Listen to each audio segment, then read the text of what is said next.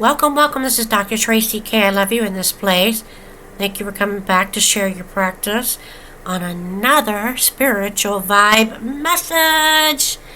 And I'm excited to let you know that we are growing and growing and growing. Now, if you decide you ever want to partner or share some of your fun little things you do from your channel and you want to let me take a look at it and share it with my listeners and viewers, please contact my team through or follow me on social media. You can also subscribe and become a member on my YouTube channel. And of course, I am all over the world, millions of listeners, where you can hear me on podcasts and radio shows, and those are distributed all over throughout, which is a lot of times you hear on Spotify, Sirius, and Anchor FM and all those. So I'm excited to give you some history since it is the Women's History Month, and this can be heard anytime, any year, all year long. But I wanted to spend this month showcasing on a spiritual vibe message about women. So, as you know, I am interfaith. I am an expert in my field with close to 25, 30 years, certified, licensed in areas, and tons of degrees. So what I want to talk about on the spiritual vibe message today is a celebration of women spiritually, and women that are spiritual leaders and religious leaders. I'm a spiritual leader. I'm a spiritual leader. I'm also a wellness and health leader, coach, whatever. But as you know, a lot of times, biblical times, you don't really hear about women leaders because none of those women were considered, and we're still today. They call it trafficking, but it is a form of slavery. That is nowhere near like slavery. But a lot of times women are not, so we're still not equal in this field, and especially in the spiritual field and religious field. And we're now seeing a rise up of goddesses. Now, I know that people say that a diva is a god. No, a diva, I'm sorry, that's not true. I don't know why they're getting this, but they need to go to my Webster. I love my Webster dictionary. But diva is totally different. A goddess is considered, I know there's a Latin term, but diva is not like that. A goddess is totally separate. And if you want to learn more about goddesses, you can check out some of the master classes, resources on being an invincible goddess within. I'm showcasing that today with being an invincible goddess manifestation, with being able to give you some free stuff on beauty and activation. And this is for everyone, even you men, how you want to learn about goddesses. I'm going to be coming out with a goddess prayer book coming up. There's all kinds of things you can do here that I'm going to give you to help with this. But I want to talk today, and if you're not already in our social media groups, our support groups, if you're seeking spiritual support group, check out the Spiritual Vibration Challenge on Facebook groups /Spiritual Vibration Challenge. But I'm going to also introduce you to a new group because I want everybody to come in this month to check out the new challenge that I'm going to be giving you. And again, I'm sorry about the website. Sometimes you just don't get along with these services out here. It's too bad they're irritating like that. They think they can. I don't understand about that. Where's the FTC and we need all that? BBB just seems to be very lame on it because these companies are a service. They provide a service. You pay them money. They're supposed to be not in your business. If you're buying a policy by saying, But whether you're using your images, whether you're using videos, if you're given authorization and you have that authorization, anybody thinks they can just go around saying they can just, well, no, you can't do that because there are guidelines. And if you give credit, stuff like that, these are all, like I said, as a leader, as a First Amendment thing, I can use these resources. I can provide those things. And I would honestly, I would be flattered if somebody like myself was doing that for you or anybody. I mean, because I would say, oh my gosh, they used part of my video to be whatever, to showcase me or something like that. I would love that. I mean, I don't know why people always say they complain about that. You would think, oh, they really liked my resource on something I created. Ooh, and they did a review on it. And instead, these people, these new millennials out here, I tell you, I'm not going to go get into that, but these creators, and it's the problem with these YouTube and Googles, but we're not going to go into about that, is that, you're not smart if you want, because that's what we're talking about here on a spiritual level. Because as a leader, whether you're trying to become a creator or an influencer of some sort, there's a lot of things that you can learn from the histories of these women that are celebrated and viewpoint. And I'm going to showcase some of them for you today. Alrighty? Let's all take a deep breath and calm ourselves and support each other as women, as creators today, as spiritual. Lift us up.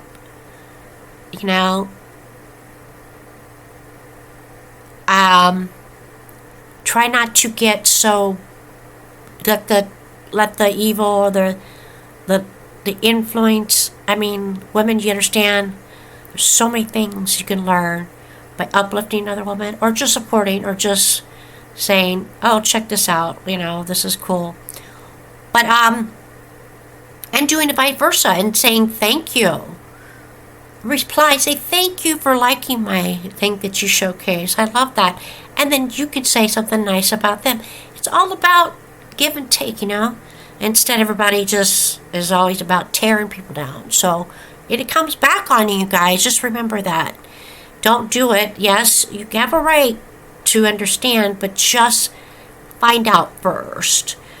Do some research. Research is all about that. And this is what I'm talking about when it comes to being in ministry or leading something, or if you're trying to have people following you. So, and that's a lot of things you're talking about. So I'm going to give you a lady who this information resource, which was given later to a very known male, Charles Darwin. This is another thing. I'm not going to give them this because I really don't like this part of the website, and I really wish they would do something about this. There's a lot of complaints because they're allowing just anybody to come in and just tear down people's biography. And this is another thing. If you want to stop slavery, if you want to stop this, you can't allow Wikipedia to let these editors do what they do. When the people buy their biographies, if you've achieved something like myself, I've achieved a lot of things, you were given that opportunity, you shouldn't be allowing anybody else to tear that, rip it apart. It's proven, and this is one thing I can't stand, because I would never, ever, ever, ever use Wikipedia as a real source at all. They're the worst source ever. They're from a lot of yahoos.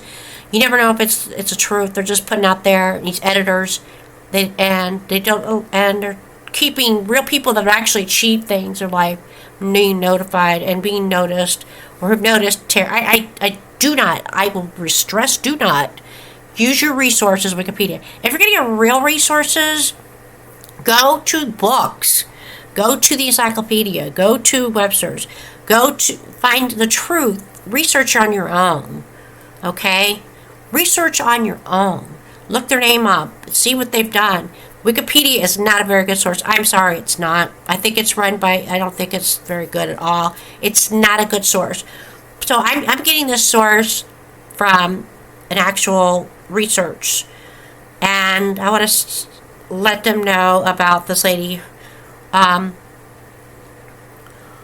name is, she's Blackwell, Antoinette Brown Blackwell. Put her up here. She's, women were never really ordained ministers, but she's one of the first in the United States. And I want to celebrate that in a way. And we're gonna do more. We're not just gonna do Christianity. We're gonna do other things too. So Antoinette Brown out. She was actually born in 1825, and she died during the First Wars. She was a woman clergy, and she was only 28 years old. And she was actually ordained in New York.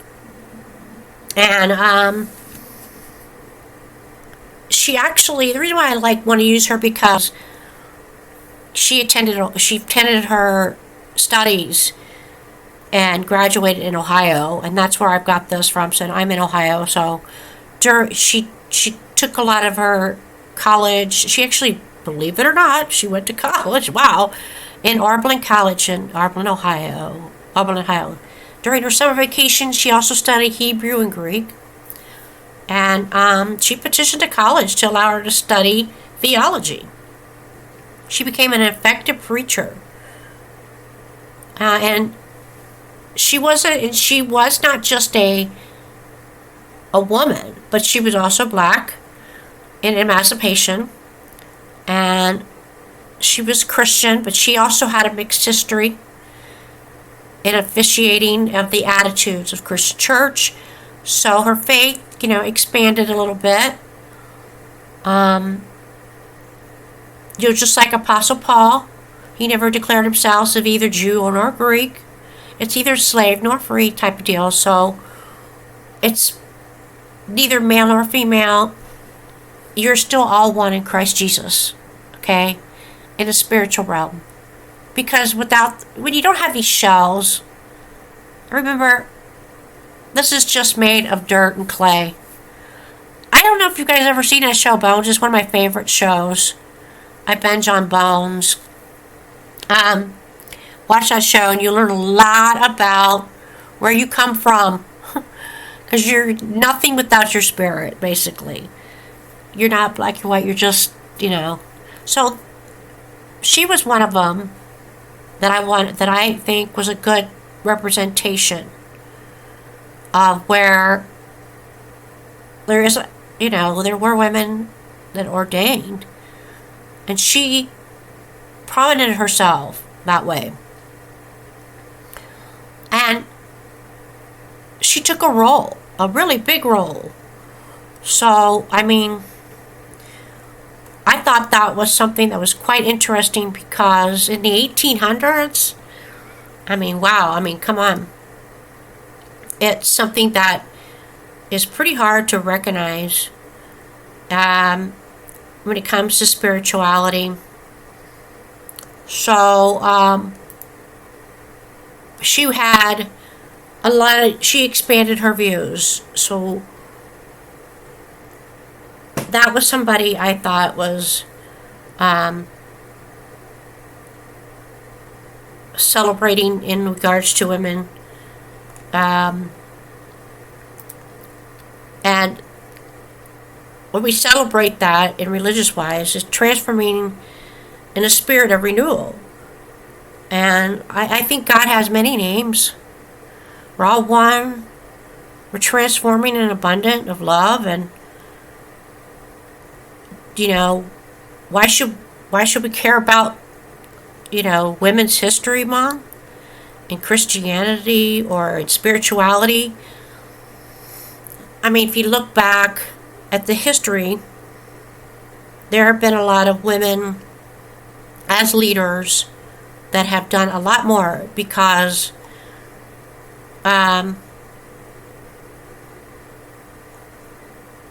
recognizing the visionaries of women. For example, like another one, Mother Teresa. She's one. Mother Teresa at age 12 felt a strong calling to help the poor. At 18 years, she left home to join the Sisters Loretto, an Irish community who did mission work in India. Mother Teresa, she began working as a teacher at St. Mary's in high school. And she became and developed this huge religious organization of these missionaries of charity.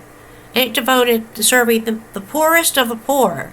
In 1975, she won a Nobel Peace Prize for her work helping the poor and the vulnerable around the world.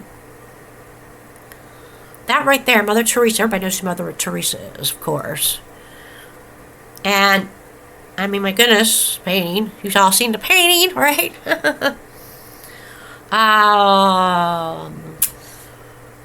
Recognizing another one that I think is probably good is, I don't know if you ever heard of this lady.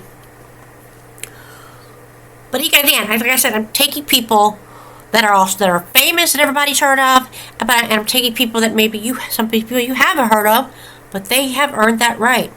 And that's what I like to do because, they need to be heard, they need to be seen. So it's people that need to be known. And there was another one named Dorothy Cotton.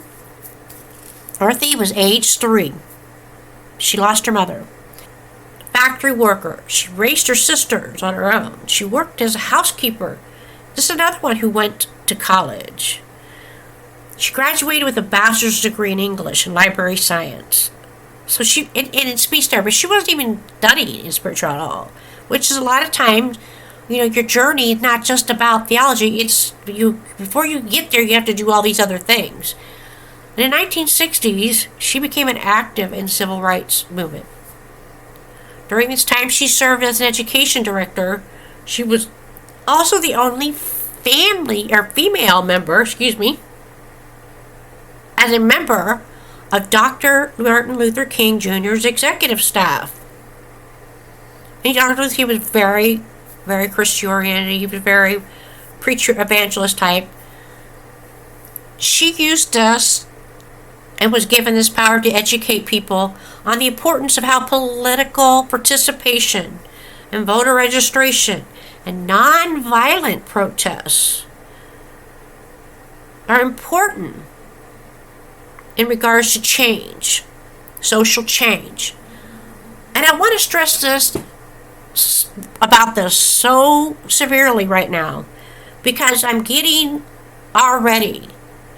it on social media, on YouTube, Instagram. I've heard it on Twitter. How many times people are attacked on those social media channels because they voiced their opinion about something, or because they peacefully do things. What gets me is that they're being attacked for sharing good things from other people. Why would you want to attack somebody for sharing something of yours that you created? You should be honored and flattered. And when these companies out here like YouTube or Instagram, when instead of using these strikes against them or attacking them, that's violent today to us. That's a way of attacking in some way. And I want to use Dorothy Cotton in a spiritual way because she represented the fact by doing it in a non-violent, peaceful way. And so giving them options. And I see this now. They're getting better at this. More opportunities, you can voice your opinion, and I like that. And it's working. Like with the thing like they did with Donald Trump when they took his Twitter down. That was terrible. It was wrong. I think that was wrong. That was an attack on him because he was politically voicing because First Amendment type of deal.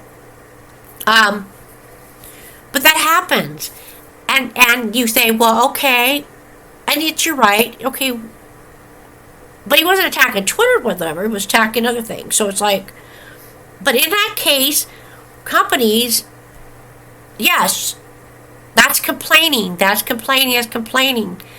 But if you do it like in a nonviolent or peaceful manner, and I think companies are learning how to do that now on social media. They're giving them options to provide, where they can click and say, oh, well, I have a little bit of an issue here, a complaint issue thing.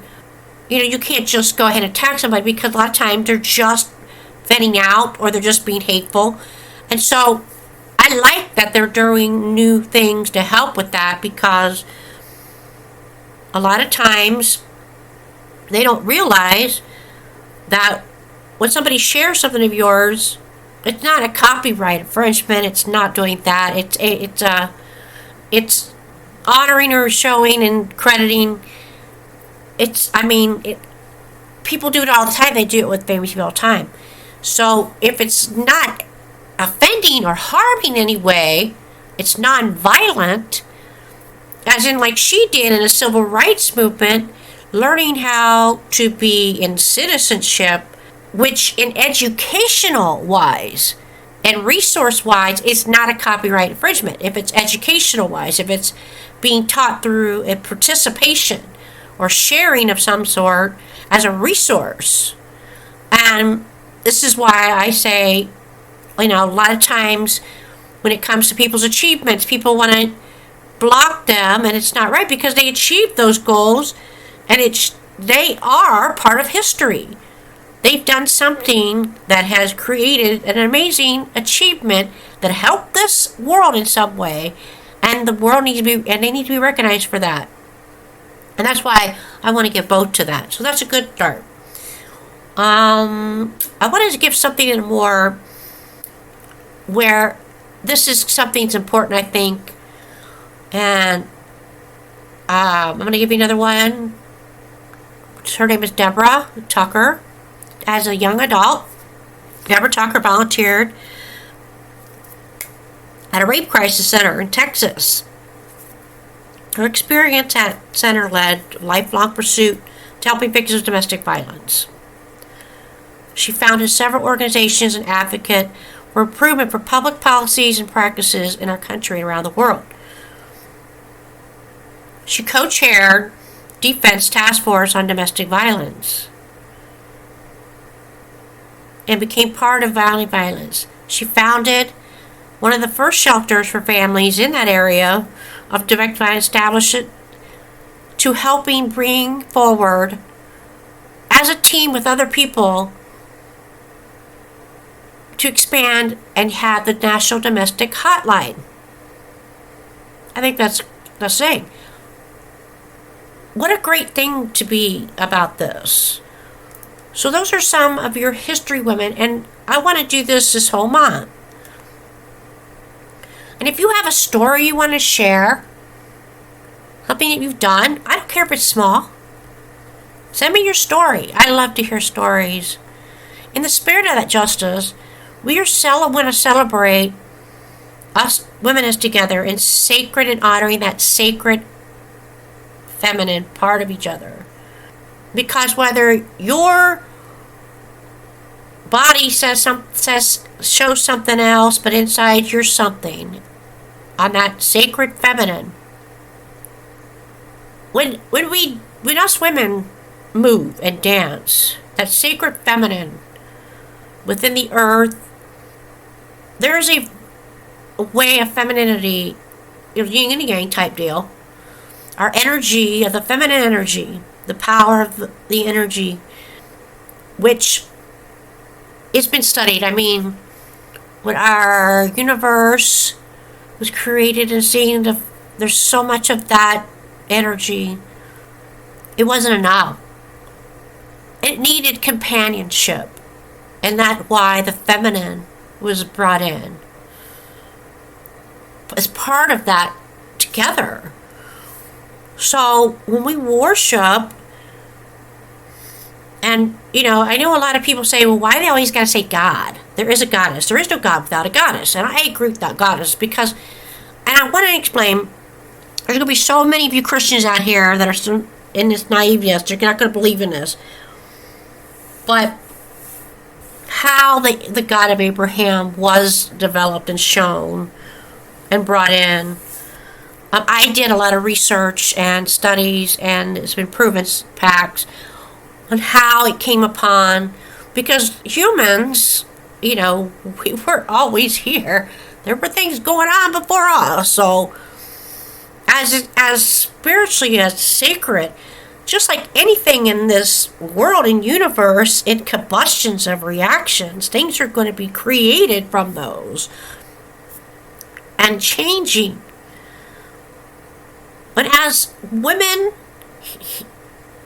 in the sacred feminine, deity-wise, since before time, we know that they were sacred, and they were goddess figures, and they have been proven by archaeologists and ancient healers, leaders, teachers, scholars, existed throughout the ages. And we simply cannot discord that.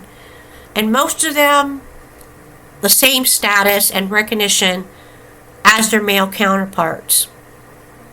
While many people may agree the spirit transcends gender, it can certainly make a difference in the lack of respect shown to women. When we teach our up-and-coming new generation that it is always a male God who rules our world with wrath and vengeance, male.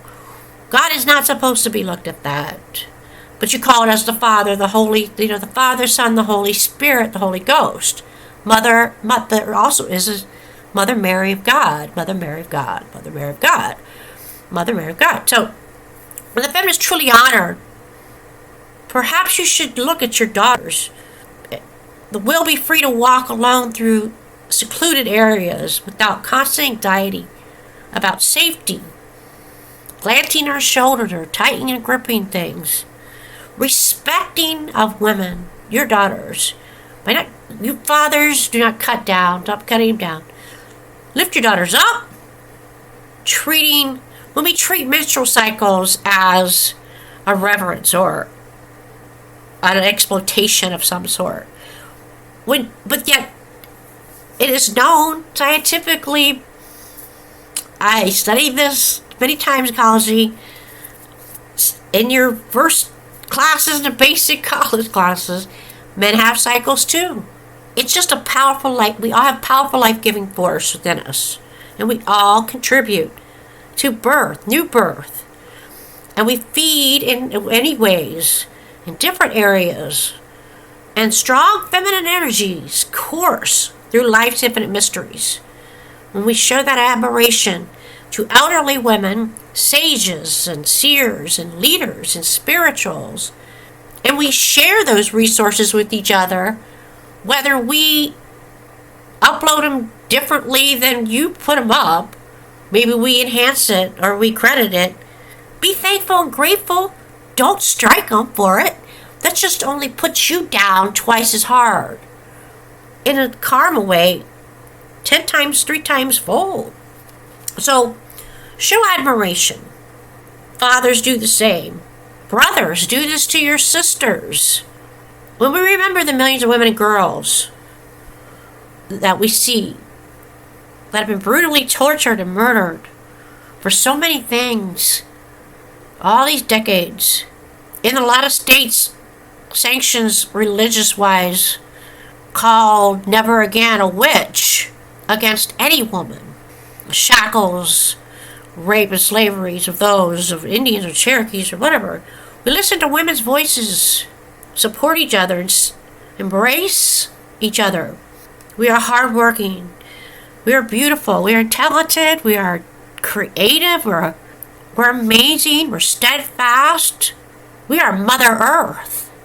And there is nothing without Mother Earth. It's life-affirming, nurturing home of our birth. An integral part of existence upon whom we depend for our survival.